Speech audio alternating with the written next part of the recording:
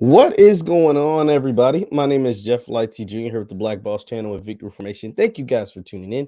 Be sure to hit the thumbs up button, like, share, subscribe, and the notification bell because we upload every single day. Now, today, I'm here to talk about the Jackson State offensive line. The Jackson State offensive line, as we all know, was an issue this past season.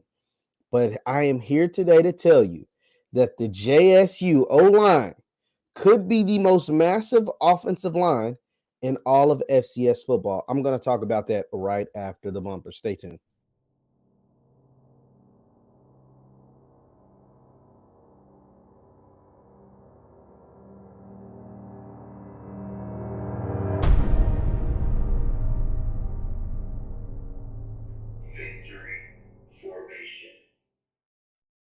What up, what up, everybody? Be sure to hit that thumbs up button as you come and join the live. We are letting a few more people get into the live if you're catching this on a live stream. Shout out what city you're from. Shout out what city you're from and your favorite HBCU in the chat. Let me know your favorite city and your favorite HBCU in the chat. I see Linnell. He says, I think JSU is going to win it all next year with this big offensive line coming in. This offensive line, Lionel, is huge. I'm glad you said big because it is really, really big. I'm talking about it. I think it's going to be the biggest O line in all of FCS, not just all of FCS.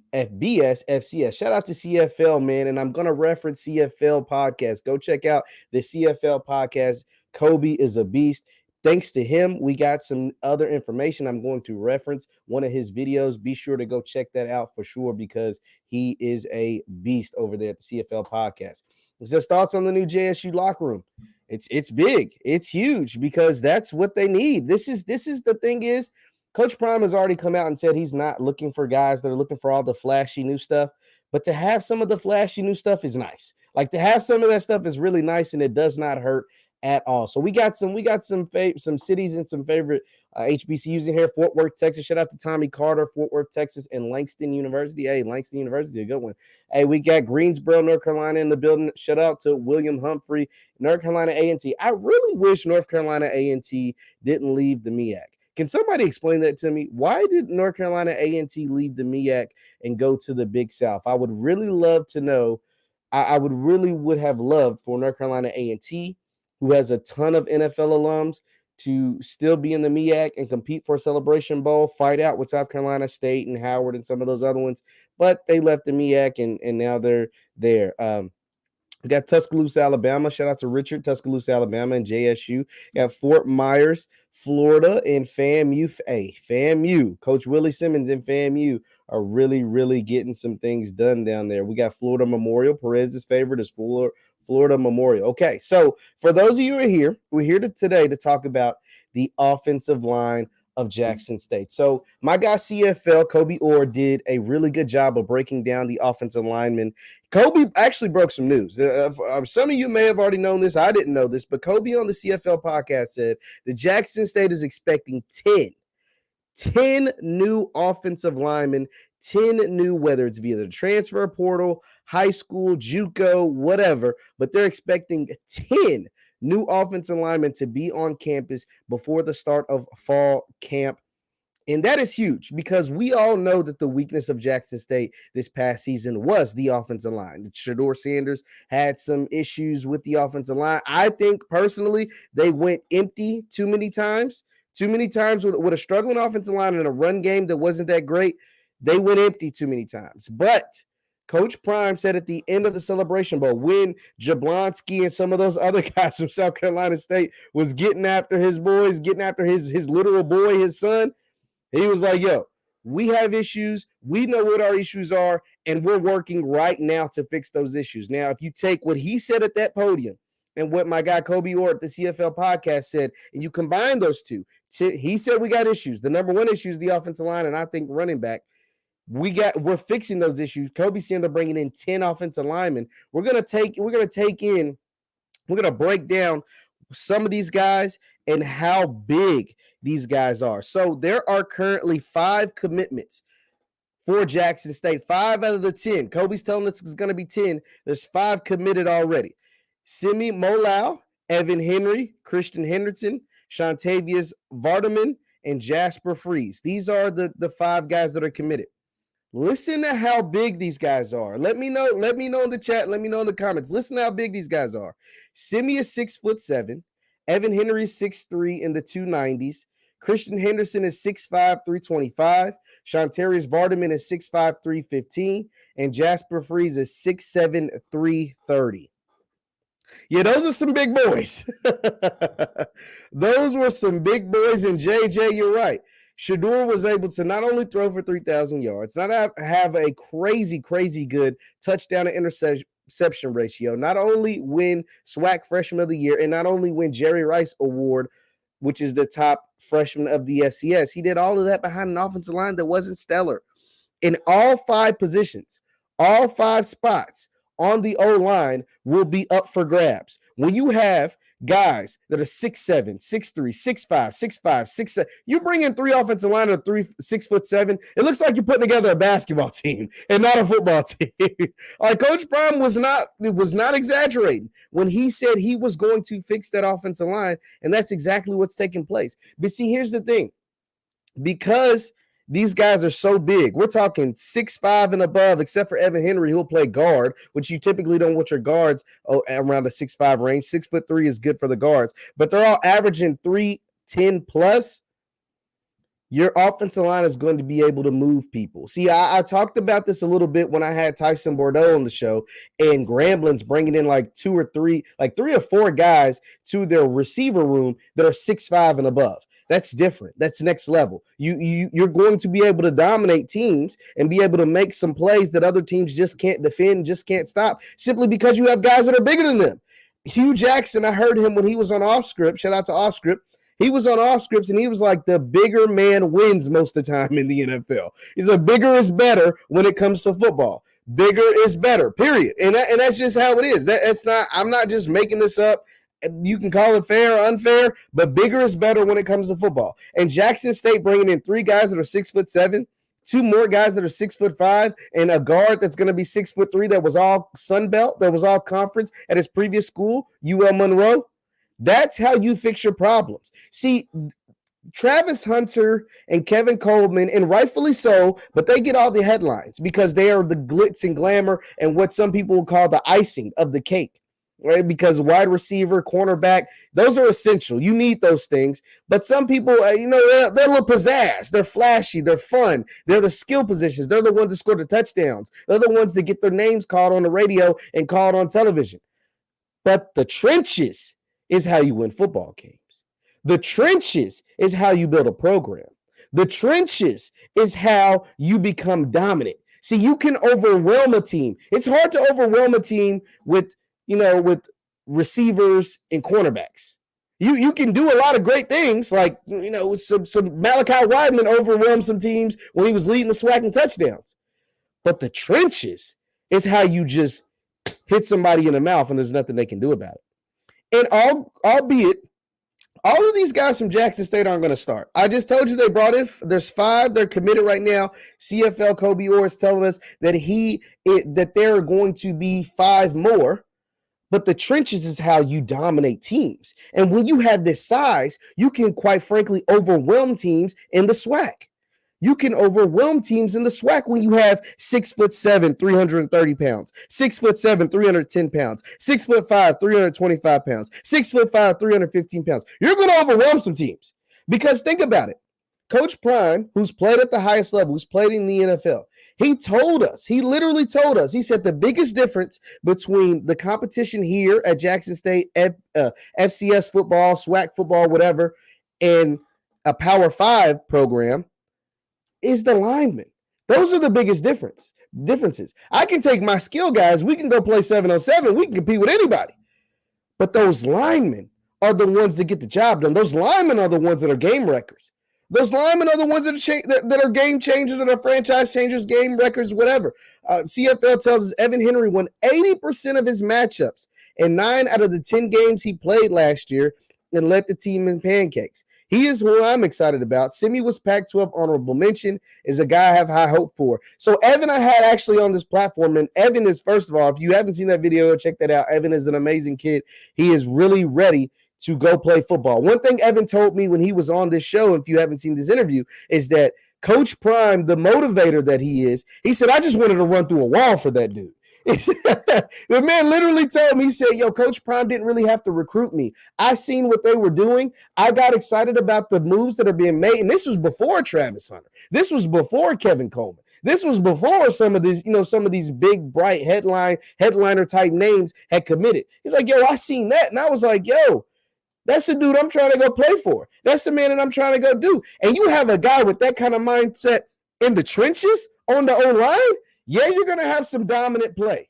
Yes, you are going to have some dominant play. And because, and this isn't just something that Jackson State is doing. Coach Hugh Jackson and Gramblin's doing the same thing. They know that these men aren't dumb. These men are very, very smart. And these men have a ton of experience at the NFL level. They understand how games are won at the highest level. So why doesn't that apply at the college level? It does. The games are won at the highest level in the trenches. You can't protect your quarterback. You can have a Shedeur Sanders. You can have a Felix Harper or an Aqeel Glass or a Patrick Mahomes or a Joe Montana, Tom Brady, whoever. You can have the best quarterback in the history of the world. You can't protect them. You don't have a chance. You don't have a chance. Some of you, let's be honest, some of you would say Jackson State had better skill players than South Carolina State.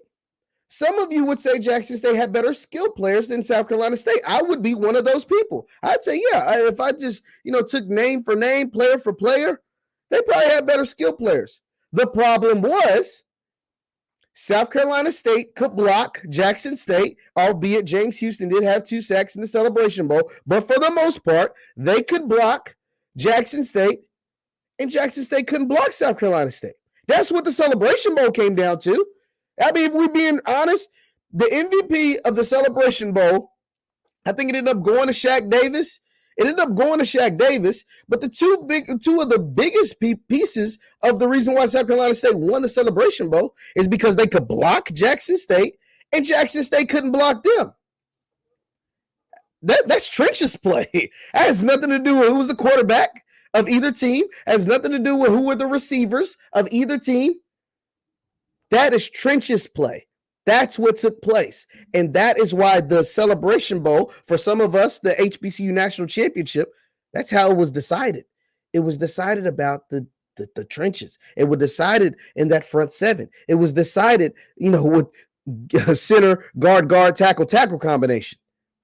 That is how that is playing. But when you bring in this kind of size and you have more, first of all, you have depth. Because that's the thing about offensive linemen. I hate to say it, and it's just you can just chalk it up to football. Someone's going to get hurt. Someone is not going to be healthy all, 12, 13, 14, however many games you play all season. Someone is going to get hurt when you play college football, period. So when you bring in this rotation of linemen and you plan on replacing 4/5 of your offensive line anyway, maybe all 5 offensive linemen. I don't know. The one guy me and CFL both seem to think has a grip. I'm gonna say a grip on his position. I ain't saying a tight grip. It ain't a tight grip at all, but a grip on his position is Tony Gray. Tony Gray was the left tackle this past year. Tony Gray seemed to do a pretty decent job. Even the right tackle seemed to do a decent job at times for Jackson State. But those interior linemen, I know Evan Henry's getting a spot because those interior linemen, the center guard combination, it was pretty bad. It was pretty bad for Jackson State. Someone says trenches warfare is where the battles are. It is. Why do you guys think?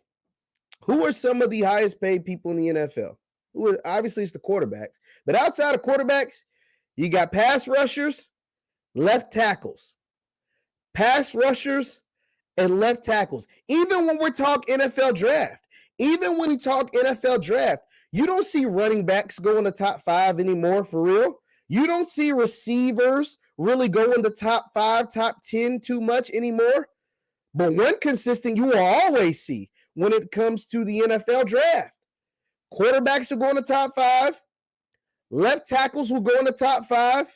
Pass rushers will go in the top 5. Last I checked, tackles and pass rushers play in the what? They play in the trenches. That's how the NFL sees it. Let's look up. I mean, let's just do it. Let's look up a 2022 NFL mock draft, and let's just see. And this is why all of this relates, and this will tell you why Jackson State upgrading that O-line, why them upgrading that O-line is so crucial. It's so crucial. Let me share my screen. I'm going to pull up. This is from CBS Sports. This is their 2022 NFL mock draft. Won't you look at that? The first pick is a 6'7", 350-pound left tackle from Alabama and Evan Neal. The number 2 pick is a 6'6", 265 defensive end from Michigan named Aiden Hutchinson. Number 3 is what? Another trenches player in Kayvon Thibodeau, 6'5", 258 pounds. Now, what's critical is because look at this. I want you guys to look at the size of these 2 players. Now, these are 2 guys. Typically, you don't see guys of their caliber in the Aiden Hutchinson and the Kayvon Thibodeau in the SWAC. But the reason why it's beneficial to look at their size as far as height and weight is because these are the guys. See, when Coach Prime says he's trying to build a dominant FCS program, a dominant HBCU program, a dominant Jackson State program, in his mind, he's thinking, what if my guys had to block men like this? Who can I put out there that would be equivalent to block a guy like this? If I had my O-line, would we be able to match up with an Aiden Hutchinson or a Kayvon Thibodeau? Would we be able to? Just simply off size alone. Are my guys going to be overwhelmed if somehow, some way, we took a game against the Michigan, took a game against the Oregon, took a game against the whoever, a USC or an Ole Miss or a Mississippi State? Would my guys be able to, if we look mano a mano, looked each other in the eye, would my guys be looking like this, squinting, or would my guys be able to look you right in the face? I think that's the mindset he's taking to his offensive line, and that matters. That matters because that is what's going to protect his most valuable asset, which is his son, the starting quarterback, QB1, Deion Sanders. So now someone says, this is interesting, someone says Tony Gray will not be the left tackle next year. There's a greater chance he will probably not start. That's bold, Corey. That's bold because Tony Gray was your best offensive lineman He was your best offensive lineman last year. So for you to think that not only will he not, you're already saying he's not going to be your starting left tackle. You're already saying that, hey, he's not going to be starting left tackle. I also don't think he's not even going to start. That's bold. That's a bold statement. But I am looking at 6'7", 6'5", 325, 6'5", 315, 6'7", 330, 6'7", 310. So maybe that's not as bold of a statement as I think, but that's tough. That's a tough bold statement. Someone says all the awards were won by black players. 1 SWAC Coach of the Year, 2 SWAC players, a player from East Washington. So that's nice. That was nice. That was at the FCS Stats Award. The FCS Stats Award looked to go really, really nice. You said Javon Curse changed the draft game. Yeah, I mean, it only makes sense. Honestly, it goes back further than Javon Curse, I'll say. Maybe as far as like measurables, Javon Curse maybe did that. But the left tackles became a premier position. It became a premier position because of Lawrence Taylor. Because Lawrence and Taylor, they give you kind of like a brief insight about it when you watch the movie Blindside. You can feel however you want about Blindside, but when you watch the movie Blindside, they kind of give you the breakdown of the history of the left tackle, how the left tackle wasn't really much, and then Lawrence Taylor came about, and then it was like, whoa, we all need a left tackle because even if Lawrence Taylor rushes our right tackle and come to make a sack, at least our quarterback can see him. At least he gets a dead vision. It's like, okay, do whatever. But from the back, with our back turned, our quarterback can't see Lawrence Taylor. Nah, we need our best offensive lineman over there. And that's kind of how the evolution of the left tackle, because most quarterbacks are right-handed. And so when you're right-handed, your back is towards the left tackle. And that's why the left tackle became so important. But this size, someone says Tony Gray will be a beast at guard. I can see it. I can see it because Tony Gray is 6'5", I want to say Tony Gray is 6'5". So just imagine, guys. I really just want to imagine this. Yeah, Tony Gray is 6'5", 310. We can look at his player profile together. Well, let's look. I mean, I might as well show you guys. I'm looking at it myself. Think about this. This is why loading up on the offensive line is so big. So if Tony Gray, say he gets moved to guard, say you move him to guard at like your left guard, and you have a guy like Evan Henry at your right guard, and you have these other Jasper Freeze, who's 6'7", 330, and was a top 50 player in JUCO. You have him at one of your tackles. So now you're looking at an offensive line. This is before you assigned a left tackle or a center.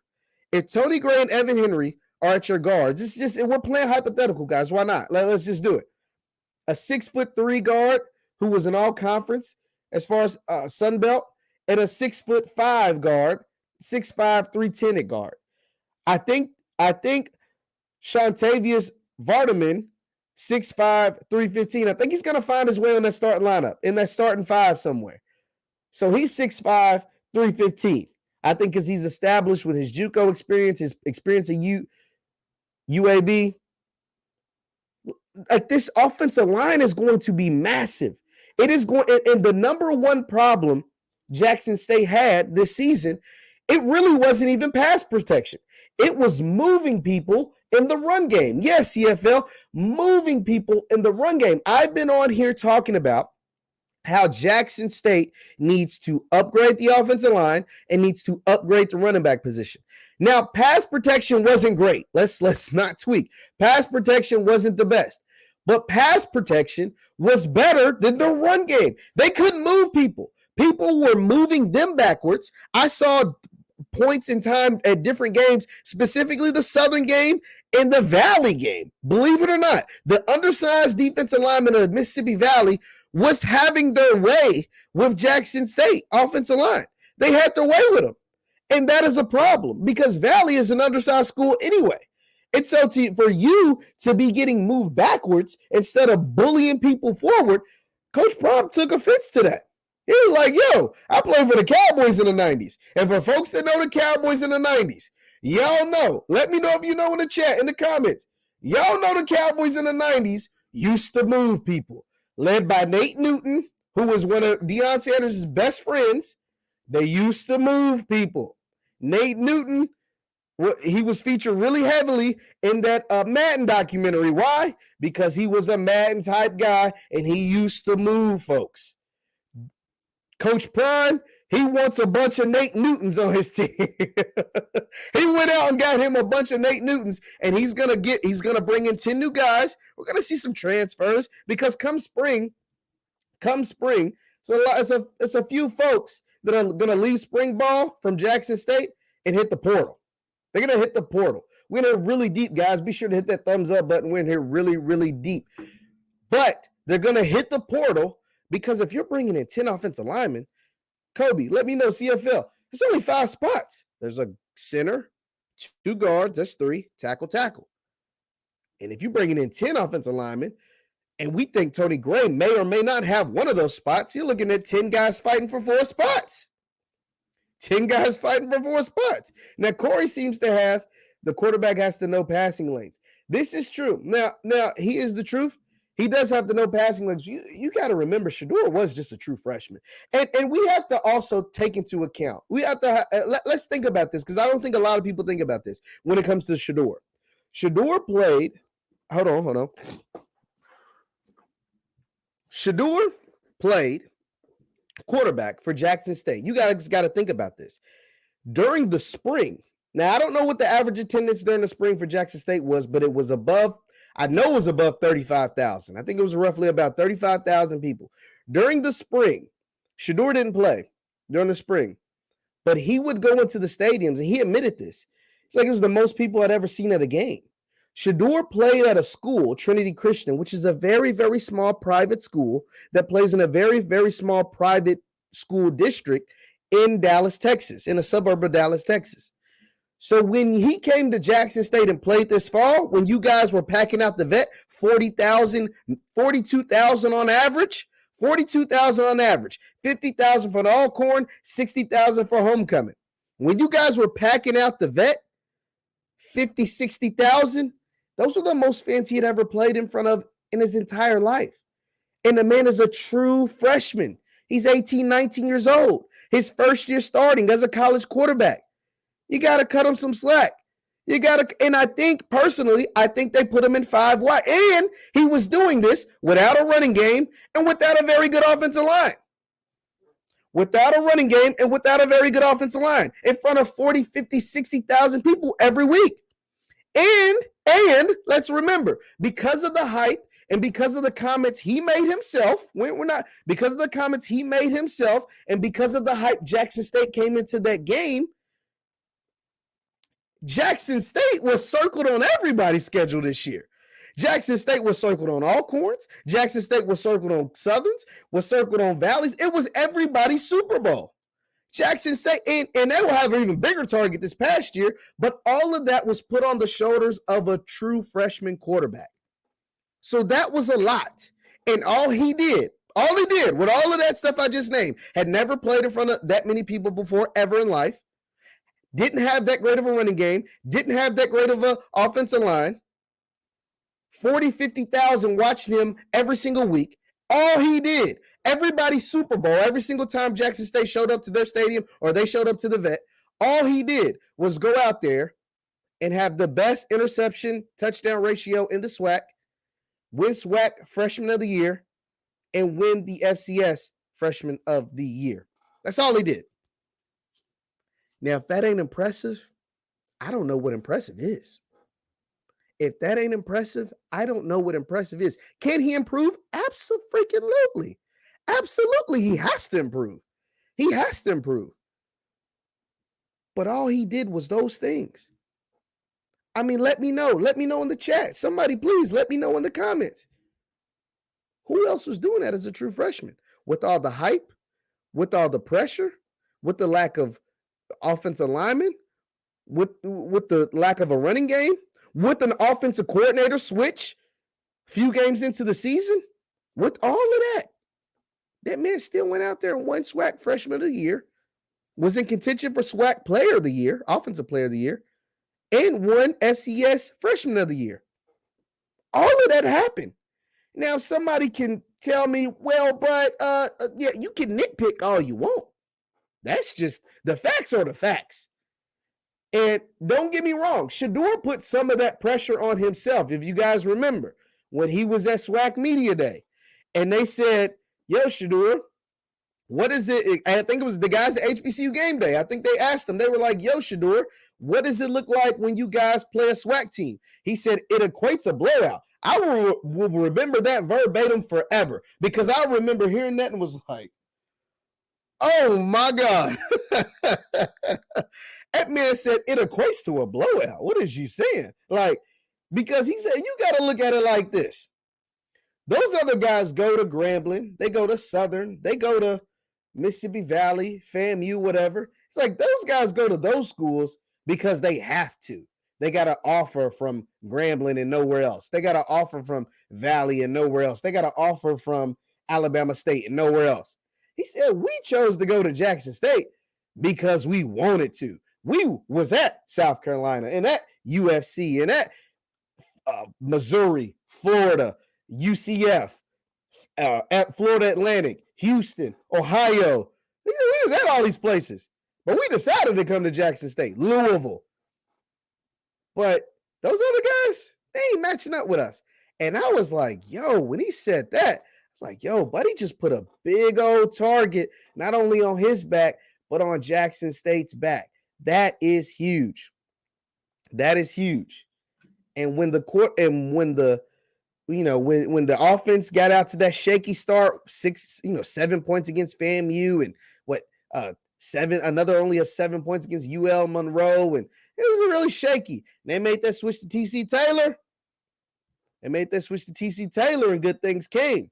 But the offensive line was still shaky. Let me get to some of you guys' comments. You guys are, shout out to y'all, man. Y'all filling it up in the chat. Be sure to hit the thumbs up button. It says JSU's running backs, they just didn't have good linemen. That side, Tyson. JSU's running backs, well, Tyson Alexander didn't play in the fall. Did he? He didn't play in the fall. JSU's running backs, I like J.D. Martin. Santee Marshall's good. He's just very small. Santee Marshall's really small. And Pickett is a good bruiser. He just doesn't have the most speed. I would like for them to upgrade the running back position. You've upgraded everything else. You went out and you got wide receivers. You got more wide. You have the deepest wide receiver room in all of FCS football easily. So you upgraded the wide receiver. I wouldn't be surprised if one of those wide receivers ended up transitioning to running back because somebody's not going to play. Like we came on here talking about offensive linemen, but let's talk about those wide receivers. Somebody's not going to play because it is so many wide receivers on Jackson State. Like so many wide receivers. You guys seen the wide receivers outside of, let's name them. I can name them. Quay Davis, which is coming off a red shirt. Ala Brown, which is he didn't play, coming off a red shirt. Then you got returning Malachi Wideman. You got returning Shane Hooks. You have Key Mullins, which will be a tight end, wide receiver. You're bringing in, you got the 2 transfers from Indiana. You got another receiver that's in this recruiting class, and you're bringing in Kevin Coleman. And then Travis Hunter has already been told he's going to play both ways. It's a lot of wide receivers. It's a whole lot of wide receivers. Now, someone ain't going to play. So I would not be surprised if one of those wide receivers with some of that speed and agility and whatever switches to running back. Because one thing about Jackson State, they will, if you can play, and I will say this about JSU. You can't say this about every single college football program. If you can play, they're going to find a way to put you on the field. They do not care about what classification you are. And Mark Pope, thank you, Kobe. Mark Pope and Corey Reed. Oh my God, that's 12 receivers. That's 12 receivers. But one thing I will say about JSU, if you can play, you will see the field. They do not discriminate about who sees the field and who doesn't. Cameron Silman Craig, true freshman. And I thought they were pretty good at defensive back. Come in, starts day one. Shedeur Sanders, obviously, starts day one. There's other folks. Santee Marshall, who was the video choreographer. Santee Marshall was not on the football team. He was taking video of the football team. Hey, you can play, kid? Boom, gets in there. He plays. He's one of the best running backs they had on the team. If you can play, they will find you a spot on the field, and they don't mind changing you positions. James Houston came to Jackson State as an inside linebacker. James Houston left Jackson State as one of the premier pass rushers in college football. Did he not? Did he not? Somebody let me know in the chat. Was 16, 17 and a half sacks? You're a premier pass rusher in college football. James Houston came to Jackson State as one thing and left and will get drafted as another thing. That means putting talent out there on the field. That is just putting the best guys out there on the field. Malachi Wideman, he wasn't playing those first few games. JSU offense needed a boost. Boom. They put Malachi Wideman out there. He becomes one of the top receivers in the SWAC. Leads the country in touchdowns, or leads the conference in touchdowns. So someone wrote him out. He looked at it. He said, Reed, Hooks, Rucker. Oh, I forgot about Trevante Rucker. That's 13. Davis, Brown, Pope, Williams. Oh, my God. These are the receivers. That is a ton of receivers. That is a ton of receivers. But I'm here to talk about linemen because I like linemen play. I like trenches play. JSU was able to be so dominant this past season because of the defensive linemen. Their defensive, the reason why JSU was as good as it wasn't because Shedeur was a quarterback, as good as he was. It wasn't because of Shedeur. JSU on defense suffocated people. James Houston leading the conference in sacks, or second in the conference in sacks, with Katron Evans, who added another, Katron Evans was a big play. Antoine Owen, Katron Evans, James Houston to go along with Niles Gaddy on the D-line, outside linebacker, and the linebackers with Keontae Miller and Keontae Hampton and Aubrey Miller. They suffocated people. They suffocated folks. Folks couldn't block them. And so that mindset, that suffocation that they were giving on the defensive side of the ball, Coach Prime's trying to bring to the offensive side of the ball. Because the offensive side of the ball was the complete opposite. You had a superior, super elite quarterback, some really good wide receivers, like really good. Malachi Wideman, I think, is the next He can play at the next level. Trevante Rucker, I think, can really, really play. I have Trevante Rucker. If I had to pick a player that's going to break out next year, it's going to be true sophomore Trevante Rucker at the wide receiver position. It's a bunch of other receivers, though. Don't get me wrong. Kevin Coleman's going to want his touches. Mark Pope's going to want his touches. And I'm hearing Kobe told me on the CFL podcast that Quay Davis is the real deal. Kobe and some others have come out and said Quay Davis is the real deal. So I'm looking forward to seeing that. But Trevante Rucker is a guy that I saw make plays last year that I think can really, really be good. But none of that matters. None of all those, those receivers, none of that stuff matters if you can't block anybody. But 6'7", 6'3", 6'5", 6'5", 6'7", and 6'7" at the offensive lineman, all over 300 pounds. That looks like they can change some things. Now, I'm looking at some of your comments. Someone says JSU's receiver room look like an SEC. Absolutely. Absolutely, James. It is looking humongous. It looks like some ball players. It's looking legit, that receiver room. And we just named like 12 of them. They're going to have some studs. I mean, all of those guys you're gonna pull out. And we know Malachi's a stud. We already know that. We pretty much know Trevante's a stud. Shane Hooks can play. We know they can play. And they might not even see the field.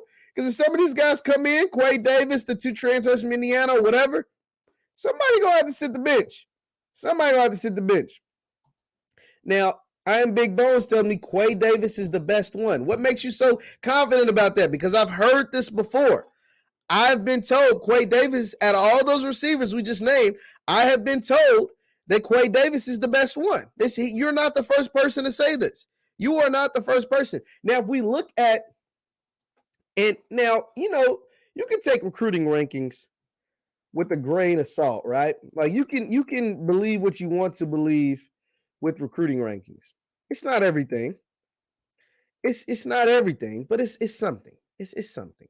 It's not everything, but it's what? Something. Everybody write something in the chat. It's something. Now, if you look at the all-time commits to Jackson State, we look at, and they're all from the last 2 years, right? They're all from the last two recruiting classes. If you look at this, you see Travis Hunter, obviously at number 1, Kevin Coleman, obviously at number 2. But look at that 3 spot. That 3 spot, that's interesting. Shador at 5. So that 3 spot ain't Shador. Me, if I was just guessing, not even looking at this is all via 24/7 Sports, by the way, 24/7 Sports. That 3 spot, it's got Quay Davis right there. Travis is generational talent. Travis is the number 1 player in all of high school football. That makes sense for him to be number 1. Kevin Coleman at the Army All-American game. Kevin Coleman was down between Miami, Florida State, and all these different schools. It makes sense for him to be number 2.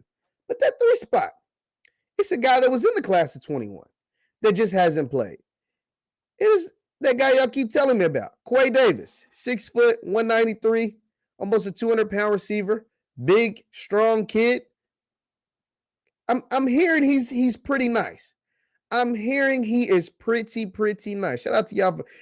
5 class saying Quay is different. I cannot wait to see this. I cannot wait because I'd be lying if I said I've seen Quay Davis play football before. I've seen his high school tape. It's really good, but high school tape only tells me so much, especially when you're ranked really high. High school tape only tells me so much. But I'm hearing he's really like that. CFL says it too. He's like that. Everybody's telling me Quay Davis is that dude. I want to see it. I'm not saying you guys are wrong. Because everybody keeps telling me the same thing. And where there's smoke, there's typically fire. So multiple folks on multiple platforms is telling you, CFL saying he's Anquan Bolden-like. Oh my God, Anquan Bolden to go along with the speed of a guy like Kevin Coleman and to go with the other. So if you have an Anquan Bolden and a Quay Davis, and you have 6'5" Malachi Wideman, who's a bully at the line of scrimmage and in the red zone, oh my goodness. Yeah, Katron and Quay passed Shador. Yeah, last year. Yeah, Katron's right there at number 4. I'm looking at some of your comments. It says, they say he was dominant in practice. The practice footage that was leaked seems to back that up. On IG, he does nothing but hone his craft. Then add his high school footage. His high school footage is nice. His high school footage is pretty elite. It's pretty elite. So that You add some big boys in the trenches to these guys. Look at this guy. This guy smiling. You got Nugget in there. You got Trevante Rucker in there. Javante Gardner. Oh, we forgot a. And you got some of these guys have transferred out, you know. But yeah, this is going to be JSU moving forward. This is their top, 5-10 recruits of all time.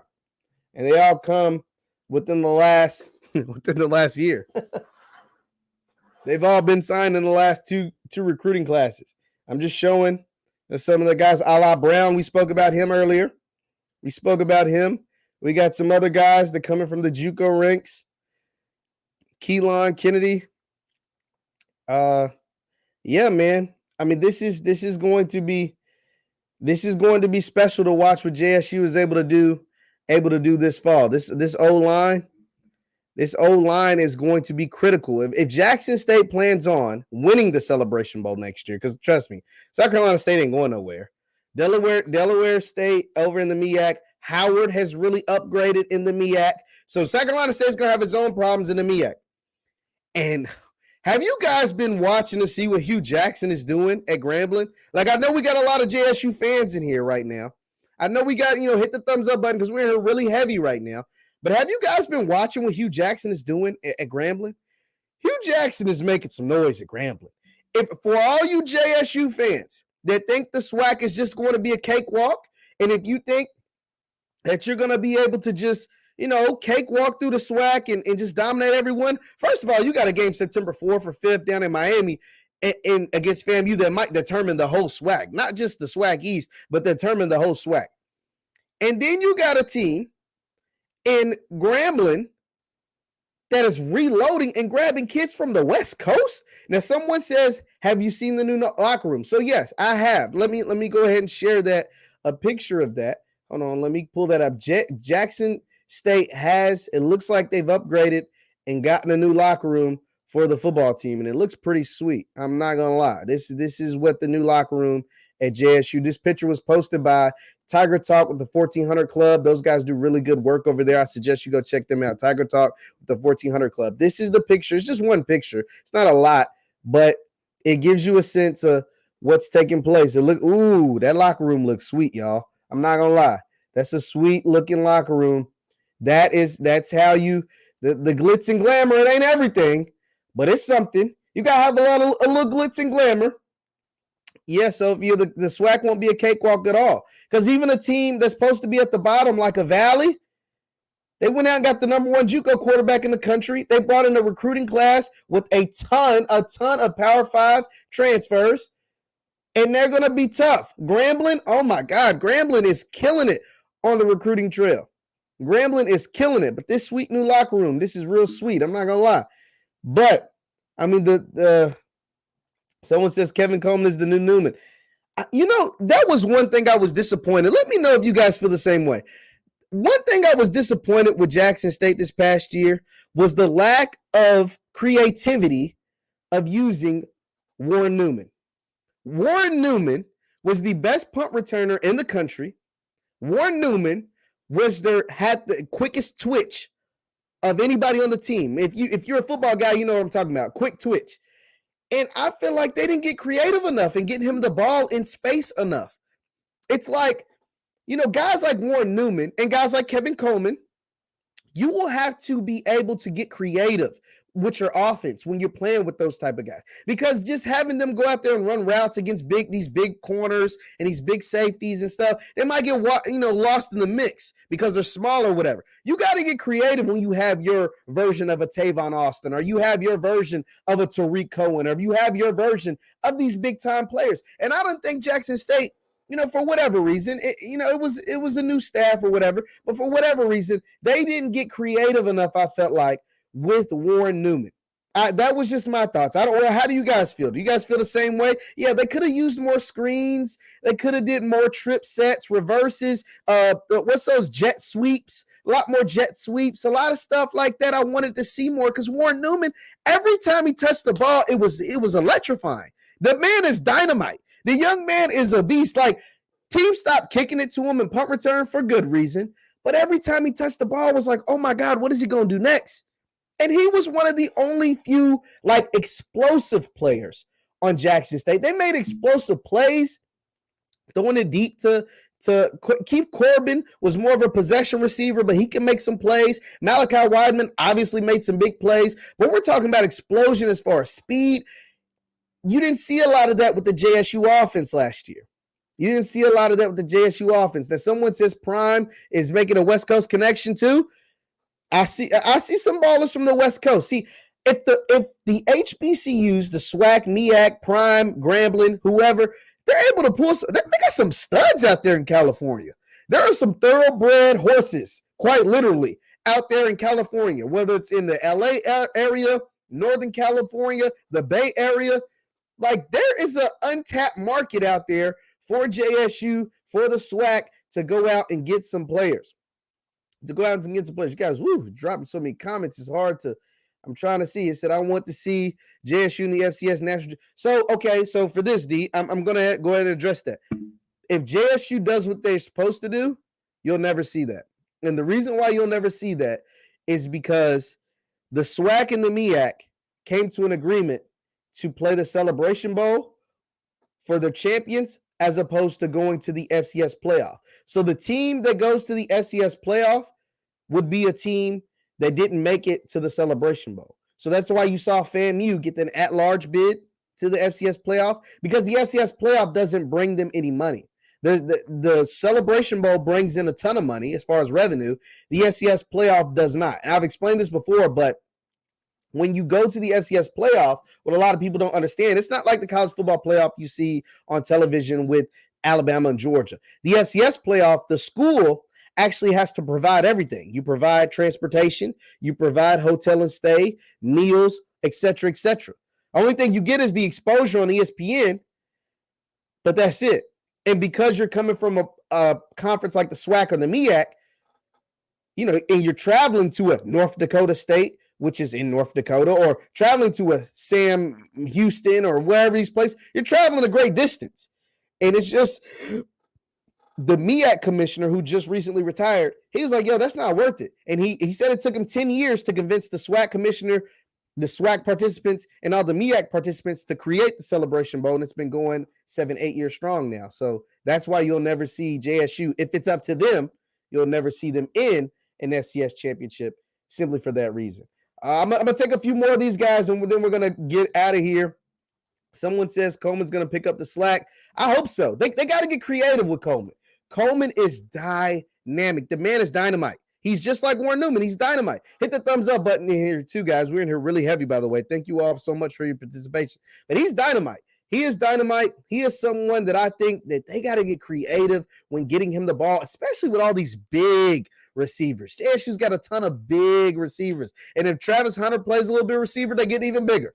Whereas Coleman is one of the smaller guys, but he is explosive. He is literally walking 80-yard touchdown. He is a walking 80-yard touchdown. So they got to get creative with him. It says Coleman was JSU's cheetah from, and even with Tyreek Hill. Before Tyreek Hill became the elite receiver, he was not a gadget guy, but he was someone that the offense had to get creative. And the Chiefs still get creative with Tyreek Hill because he is so dangerous. They have to get creative with motions. They have to get creative with jet sweeps, with reverses, with moving him all around the field just so teams can't key in on him. I think you have to do the same thing with a guy like Kevin Coleman because he is too explosive to not get the ball in his hands.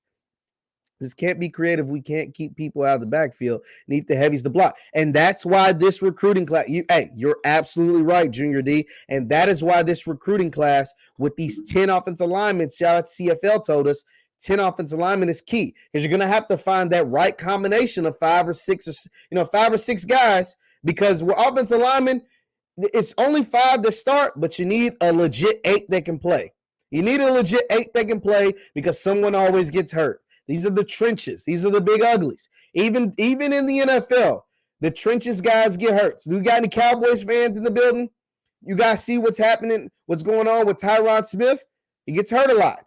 Why? Because he plays in the trenches. You guys watched the Super Bowl last year? What happened to the Kansas City Chiefs? What's the number one reason why the Kansas City Chiefs lost the Super Bowl last year? It's because their offensive lineman got hurt. So you gotta get plenty, not just one or two, but plenty of offensive linemen to come in there and play. It says EMCC got a new stadium 3 years after they got a new coach and started winning. Hey, stadium talk is already on the tables at Jackson State. I can tell you that. I know that. Stadium talk, a new stadium, whether it's renovations or whatever, stadium talks are definitely in the talks at Jackson State. You see the locker room. We're looking at the brand new locker room. Stadium talks is definitely in the works. That's what happens when Coleman get a punt return. He can't miss. Yeah, Coleman's going to be a beast. Somebody said, let's call it Prime Stadium. I like it. I like it. Texas, see, they've got great picking up O-line, D-lineman. Yeah, no, the D-line reload. The D-line reload is real because you got to think. It's not going to be, you don't think that one player is going to be able to replace the production that James Houston put up. Like James and Antoine Owen. Like you got two of the most productive players on your defensive line. They're now moving on to the NFL. So you got to replace between James Houston and Antoine Owen, you're looking at almost 40 tackles for loss. So this is real stats. Almost 40 tackles for loss gone out the door and over 25 sacks. So 25 sacks and 40 tackles for loss, like that's a lot to replace. And that's a lot to ask for, even two guys. You might need 3 or 4 guys to try to replace that production. And that is because that is a ton of production you're looking to replace. It says, I was forwarded Prime's information on West Coast football. Hey, and another thing, I wanted to show you guys this too. You guys are flooding the comments. I love it so much. I wanted to show you guys this too, because this is big too, because it's always good to keep tabs on your coach and what he's talking about. So if you look at Coach Prime's tweets, one tweet in particular that really stood out to me. This tweet really stood out to me. So this tweet was put up by, I guess, a fan or somebody just like us. They like Jackson State. It said, let's look at the tweet. It says, boy, if Deion Sanders hosted a 7-on-7 at Jackson State this summer, that thing would be swole. People around the college football world would lose their minds. And I'm like, yo, that's a really good tweet. Coach Prime actually responds to that tweet and says this. He says, we are, brother. The day after our camp, stay tuned. Now, just imagine the skill guys that are going to come up to Jackson, Mississippi for this. The skill guys, you guys remember the Jackson State football camp last year and who was there? Terrell Owens, Tyrann Mathieu, Demario Davis. All those guys showed up to Jackson State football camp last year. And that was after a mediocre spring season. That was before the Travis Hunters. That was before the Kevin Colemans. That was before going 11-2. That was before winning the SWAC East. That was before winning the SWAC Championship. That was before playing in the Celebration Bowl. All of that was before, and you got big dogs like T.O. and Tyrann Mathieu and Demario Davis. That was before Eddie George was the coach at TSU. That was before Hugh Jackson became the head coach of Grambling. Imagine what's about to show up to Jackson, Mississippi now. Imagine, can we talk about it? Can we really talk about it? Like folks, that's what they were able to do before the proof was in the pudding. That was before the proof was in the pudding. Oh my goodness. Let's see. It was another tweet. He might have deleted it. Coach Prime might have deleted. There was another tweet. Oh, these are my favorite. He puts these kind of tweets out all the time, tweets and Instagram posts like this. These are my favorite. My favorite when he does these right here. He says this. He says, for all the players that recently jumped in the portal, I ain't hard to find. I ain't hard to find. Now, and Troy Aikman and all those guys showed up to games. Gillian Wallow, Troy Aikman, Leon, all these guys showed up to games. We talking about the folks that showed up to a football camp. Ain't no game being played. Sonic Boom ain't playing at the football camp.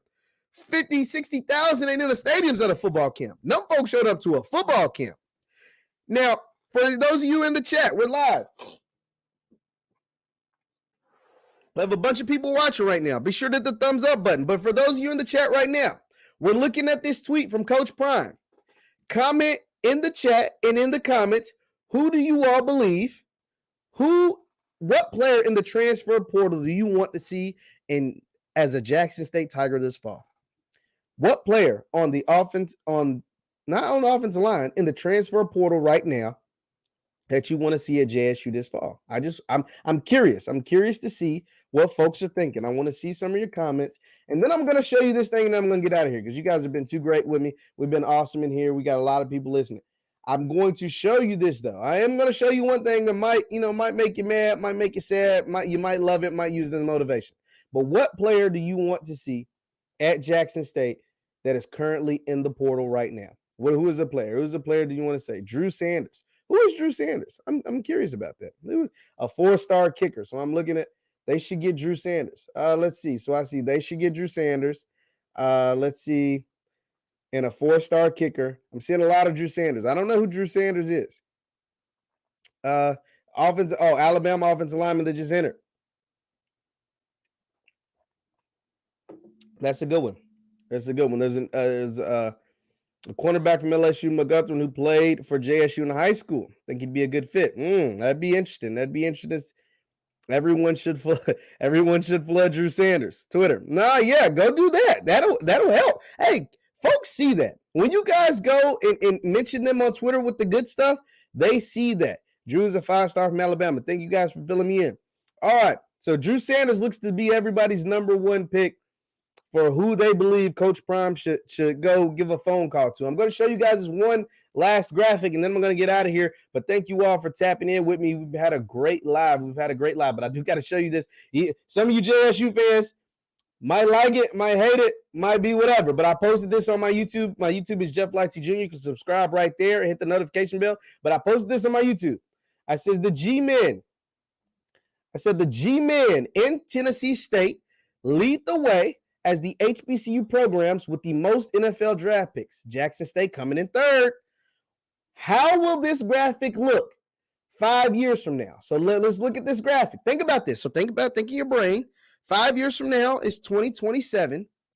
How would this graphic look? We got 129 players from Grambling. They lead the way. The HBCUs with the top most draft picks. Tennessee State University is 121. Jackson State's a distant third. Grambling and TSU pretty close at 129 and 121. Jackson State's a distant third, and an even more distant fourth is Southern. Then you got FAMU, South Carolina State, who's been gaining some ground and has some big-time players. Alcorn, Texas Southern, North Carolina Central, North Carolina A&T. So, if you guys, just with all, we got a bunch of you in here right now. How will this graphic look in 5 years? Leave your thoughts in the chat. Leave your thoughts in the comments. How will this graphic look in 5 years? For those you can't see it, make sure, let me remove my little name tag. How will this graphic look? How will it look in 5 years? I'm going to put me small. These are the top 10 HBCUs and their draft selections in the NFL draft. Now, these don't always mean the guy who got drafted made the roster. It just means you got drafted. That's all it's going by. How will this look in 5 years? In 5 years, how will this graphic look? Jackson State. Some of y'all saying Jackson State going to be number one. Jackson State got to put over 20 more dudes. Really, you got to put like 30 more dudes in the NFL over the next 5 years. Not put them in the NFL. I'll take that back. You got to have like 30 more dudes be drafted over the course of the next 5 years if you want to catch Grambling. Because Grambling's going to get a couple more dudes in there in the next 5 years, by the way. Like, we ain't just going to act like this is going like the G-men ain't just going to just lay down and say, okay, Jackson State, we'll let you pass us on the NFL draft ranks. No. The G-men going to have something to say. So I'm going to read your comments. I'm saying, you guys are saying it's going to be in the thousands. It says JSU will be number one in 5 years. It's a bold statement because JSU got a lot of climbing to make. They had to climbing a lot. JSU won. Okay, I like this answer. This is John. This is pretty realistic. JSU won 14 in 5 years. So you think 8 players from Jackson State will get drafted in the next 5 years? That's pretty realistic. I like the way that's said. That's a good answer. That's a pretty good answer. Grambling first, but JSU gaining a lot of ground a second. That's a pretty good answer too. That's a pretty good answer too. Let's see what else. Jackson State will definitely close the gap. Hopefully, Prairie View can get on the map with Bubba McDowell. Bubba McDowell talked about it. I think Bubba McDowell can be a good coach. I just said it wasn't a sexy hire. People didn't like when I said that, but it wasn't a sexy hire. You know, it is what it is. It says, I think Grambling and a lot of their other schools, if they have an average year, I think a lot of those kids will definitely leave Grambling. I don't see Grambling having an average year, and I don't see kids just up and leaving Grambling with Coach Hugh Jackson, especially just after his first year. I mean, so this fall season will be just his first year. So I think we gotta, I don't think folks are just gonna get up and leave. GSU was a football factory at one point. You're right about that. Coach Eddie Robinson had them folks churning out. So that's what's going on with that. But that's all I have today, guys. It's been an hour. Thank you guys so much for tuning in. Once again, my name is Jeff Lightsy Jr. with the Black Boss Channel. Subscribe to the Black Boss Channel. We're right there. And also my YouTube channel, Jeff Lightsy Jr. Jeff Lightsy Jr. for all your HBCU football needs. I'm expanding to the MEAC soon, and I'm going to bring you guys some special guests. So be sure to hit that notification bell to get all the alerts when I go live. Thank you so much. Be sure to hit that thumbs up button before you exit, and I will see you guys next time. Peace.